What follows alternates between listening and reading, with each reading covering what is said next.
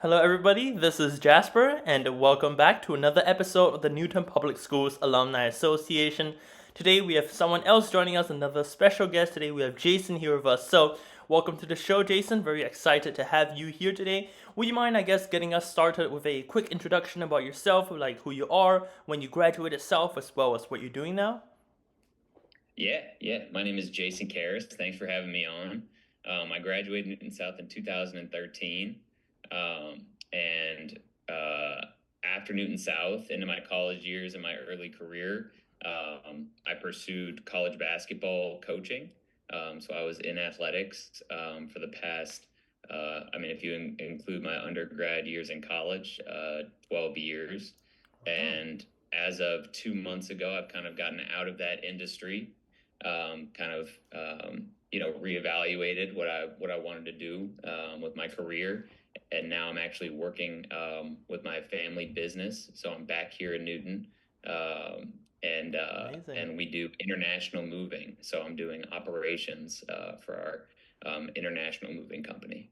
Wow, that is amazing. So I guess, just to first get started on your college basketball or kind of training, kind of, I guess, for the past 12 years, kind of, would you mind, I guess, giving us a sneak peek into what you did at your job? Yeah. So my whole career started actually getting out of Newton South. I might have been the only person graduating in 2013 to go out to Valparaiso University, which is a small Oh, liberal arts school in Northwest Indiana. But they are known for their kind of powerhouse mid-major, small school Division I basketball. And so okay. out of Newton South, I played basketball there. I actually did my WISE project in the Newton South Athletic Department and kind of like local rec leagues. I did like a documentary and a internship with the Newton South Athletic Department. Do you guys still do WISE projects there? I'm not sure. I haven't heard of that, but I'm Okay. unfamiliar with the complete operation, so there could be still rice projects, yeah. Okay, yeah, that was like a senior year like final project that you would do. Oh, I see. So I'm not sure if they still do it, but it was a great experience for me to get some real world work experience, and that was kind of my first taste into the athletic administration world. And so yeah, when I went to college in Northwest Indiana at Valparaiso University, I served as a team manager for the basketball team for 3 years. Oh, And wow. the team did really well. And after 3 years, there happened to be a coaching change. And one of the assistant coaches that I had been there with as a manager was promoted to head coach. And he liked my work ethic after 3 years. And so for my senior year, he put me on the team as a player. So I got the opportunity to Wow. play Division I basketball for 1 year, and I joined the staff after that for the next 4 years. So, for people interested in getting into college athletics, one gateway is that a lot of schools offer what they call graduate assistantships. And so you're able to work with an athletics program, either just the administration or a specific team, and earn a master's degree while you do that.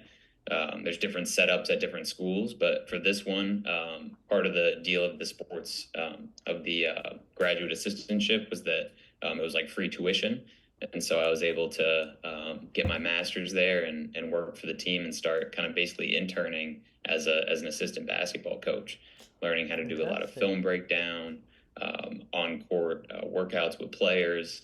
And so that was my first taste into a real career path. So Oh, I um, see. So that is that does entail a lot of different things I've just heard. Like, not only do you have to make sure that your players are doing well, you've also gotta, do with all the other aspects of the team, which sounds like a lot of work. So, you've been doing this for such a long time, and I see that, you're kind of new into moving out of the industry into something else. So I guess, is there anything that kind of motivated you initially to kind of feel like, I kind of feel something else is drawing me in? yeah. So I guess I'll give a little bit. I'll connect those two, but yeah, after 2 years as a graduate assistant at Valparaiso, I ended up working as a director of operations for 2 years, which is still with Oh, the basketball staff.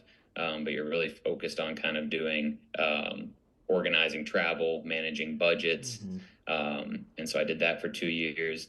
And then an opportunity presented itself back in Massachusetts at Stonehill College, where I got the opportunity to be an assistant coach. And that's where I was for the last 4 years with Stonehill College in Easton, Mass. And so that was a beautiful opportunity as an assistant coach. You're really kind of engaged with the team. You recruit players is probably the biggest, most important part of the job. They say that recruiting is the lifeblood of any college basketball program because you're going to find the future of your team. And so you're scouring the country for the top basketball players. And that was a dream of mine to kind of be able to do that as a full time job. Um, but See. as you get older, it's interesting how kind of goals and your values in life can start Mm-hmm. to shift. And so a lot of that job was there was so much travel involved. So you're traveling from game to game throughout the season, Right. and then when the Yeah. season's over for an assistant coach, and it's now their job to go scour the country for talent. And so constantly being moving across the country on the road became a bit tiring for me and didn't kind I of offer see. the work life balance I was kind of looking for.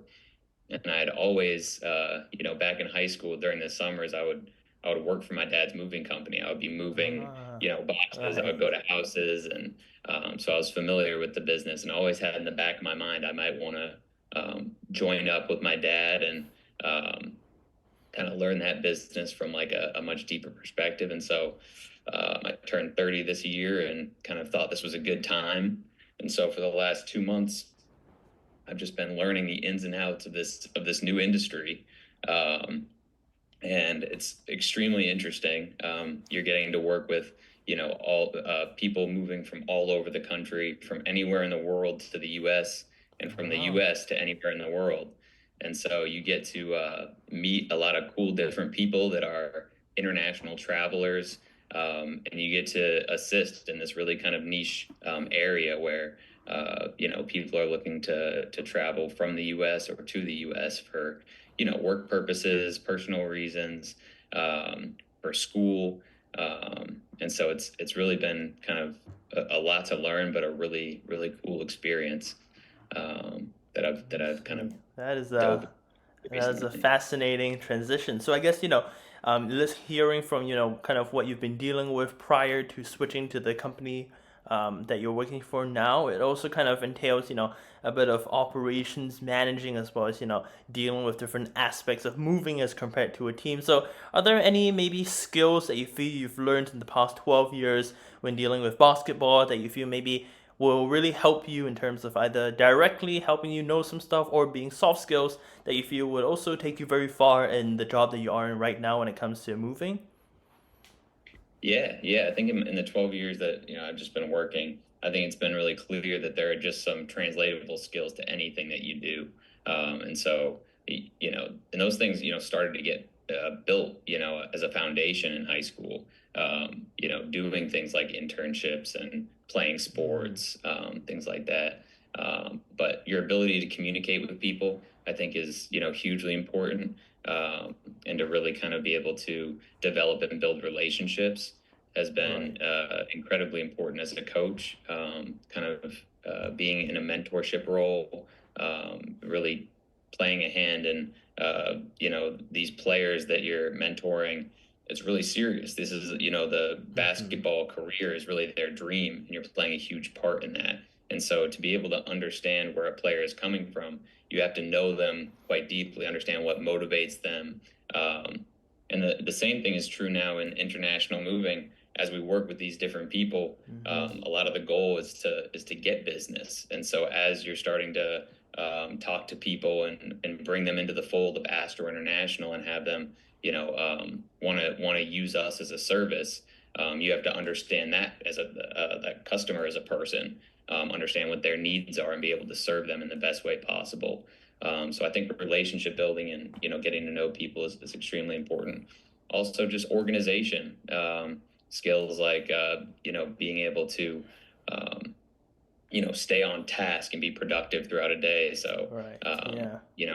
there were a lot of organizational skills that I had to learn as the director of operations at Valpo, for my 2 years there, where I was, organizing budgets and our, team schedule and calendar. And those things are starting to pop up and translate in my role at Astro. Is, now, we have to keep our calendar, stay on track, create Right. to Yeah. do lists, manage budgets, things like that. So a lot of these things pop up no matter what career or business path you're choosing to be in. I see. That is a very, very interesting stuff. I know one thing specifically about your journey that might be a bit different from others is that, a lot of other people maybe they talk about switching majors when they're in college or, graduating college and realizing I want to go into this company instead. But for you, I guess this transition is happening a bit later as compared to the other alumni members of Newton South that we've interviewed. So I guess maybe one lingering question that students might have is, throughout this process of, switching to a different industry, even though there are some, skills that might be transferable, there are also things that maybe you also have to learn anew. So maybe both in terms of mentally and in terms of learning the skills you need for your new job, is there maybe a value or a mindset that you feel is going to be very important for you going forward, or has already brought you this far, and you tell us high schoolers because it'll bring us just as far as it took you? Yeah, I think that's really important. It's a great thing that you brought up is that it's so important to be a lifelong learner. No matter how old you are, how deep into a career you feel like you are. Um, I think the first thing for me that was a value that I held was that I want a sense of freedom. I think that was Mm-hmm. important for me. So as you're in high school, you're kind of like preparing for a career ahead. But as you get into it, you also want to make sure you know what values are important to you. So, if that freedom is important to you, then I never wanted to feel like I was locked into a career just because I had chosen that. And I think Mm-hmm. as long as you can um, stay humble and be committed to lifelong learning and stay open to new information coming in and stay mentally flexible and be able to adjust and pivot throughout your career, you're able to kind of have that freedom and learn quickly, and kind of catch up in a new career. Um, but I think, yeah, for me, it was just important to not feel like I had to be locked into one thing for my whole life. And I think, that's something that, maybe looking forward to a career in high school can be a little scary. Like, oh, well, I'm going to choose one thing. I'm going to choose a major. I'm going to, get this first job. And then, it might feel like such a big decision because you might feel like you have to be locked into that for a long time. But I think it's important to realize that no matter what age you are, no matter what point you are in your career, you can, you have free will. You can always, pivot and Right. find Yeah. something in Definitely. life. So, yeah, I think that's That really is important. absolutely amazing. Thank you very much for sharing just this, Jason. And I personally have learned a lot about, kind of just never stop learning new stuff. Always kind of, telling yourself that, it's never over. It's never kind of decided what you're going to do for the rest of your life. You can always, choose what you want to do because ultimately you're the one in the driver's seat. So I hope that everyone listening has drawn a great amount of lessons from Jason's a very, very interesting life journey, something that he'll probably always win two truths to one lie with, hopefully. And I hope you have all learned something. Thank you very much once again to Jason for joining us today on this podcast, and I will see you all next time. Thank you.